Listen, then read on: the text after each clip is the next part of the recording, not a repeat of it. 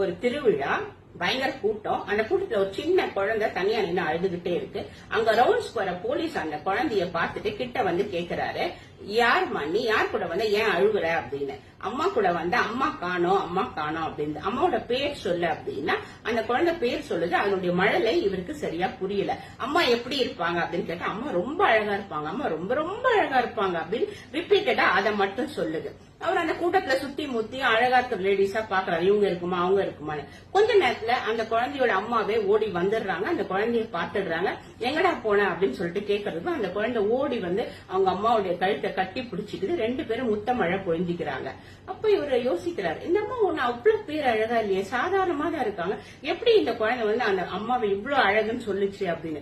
அப்புறம் தான் அவருக்கு புரியுது, ஒருத்தருக்கு ஒருத்தர் பரஸ்பரம் அன்பும் அக்கறையும் பாசமும் அளவில்லாம இருந்தா சாதா அழகு கூட பேர் அழகா தெரியும்.